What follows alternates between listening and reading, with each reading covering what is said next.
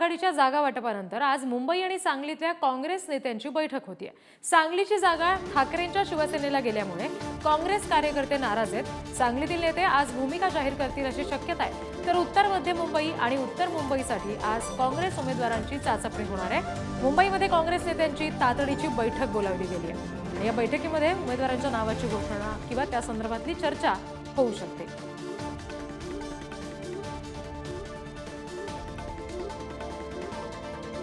प्रतिनिधी निखिल चव्हाण आपल्याशी जोडले गेले, त्यांच्याशी या संदर्भात बोलूया। निखिल, मुंबईमध्ये काँग्रेसची ही तातडीची बैठक होतीये।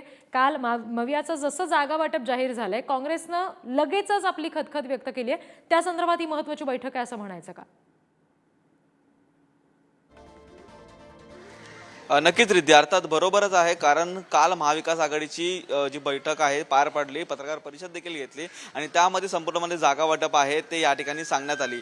परंतु जागा वाटप जरी झाली असली तरी उत्तर मध्य आणि उत्तर मुंबईमध्ये नक्की उमेदवार कोण हे आता चाचपणी आहे ती काँग्रेसकडून सुरू आहे। मतदार ह्या ठिकाणी आहे तो कशा प्रकारचा आहे, नक्की कुठल्या पक्षातला मतदार किंवा कुठल्या या जाती धर्माचा मतदार या ठिकाणी मोठ्या प्रमाणात आहे, त्या अनुषंगाने त्या ठिकाणी उमेदवारी आहे ती देण्यात यावी असं देखील या बैठकीमध्ये पार पडलं। त्या अनुषंगाने ही संपूर्णपणे चाचपणी सुरू होऊन त्यानुसार आता काँग्रेसची चाचपणी सुरू आहे। त्यामुळे आजची जी बैठक आहे ती खूप महत्त्वाची आहे। तातडीची बैठक या ठिकाणी बोलावलेली आहे। संपूर्णपणे आढावा आहे तो या मतदारसंघाचा घेतला जाईल आणि त्यामधून जी नावं आहेत ती नावं या ठिकाणी शॉर्टलिस्ट केली जातील आणि त्यामधून एक उमेदवार आहे तो दिला जाईल। नक्कीच या ठिकाणी उमेदवार देणं हे खूप महत्त्वाचं असल्याचं काल देखील महाविकास आघाडीच्या बैठकीमध्ये सांगितलं, कारण उमेदवार कोणी असला तरी सुद्धा जागा ती आपल्याला निवडून आणायची आहे। या अनुषंगाने आता नक्की त्या ठिकाणी कोणता उमेदवार आहे ते देतात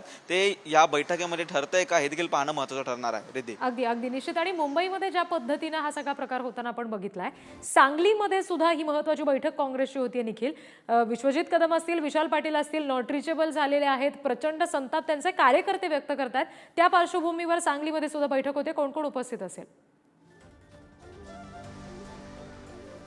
नक्कीच सांगलीतली जर आपण बैठक या ठिकाणी बघितली तर दोन्हीही उमेदवार ज्यांची नावं या ठिकाणी बोलली जात होती ते दोघेही आता नॉट रिचेबल आहेत। परंतु कार्यकर्त्यांकडून जी मागणी आहे ती सतत होत आहे, त्या ठिकाणी योग्य असा उमेदवार देण्यात यावा ज्यांचा त्या ठिकाणी संपूर्णपणे पाठबळ नागरिकांचं त्या उमेदवाराला असेल असाच उमेदवार त्या ठिकाणी देण्यात यावा। यासाठी ही सांगलीची बैठक देखील आजची महत्त्वाची म्हणावी लागेल।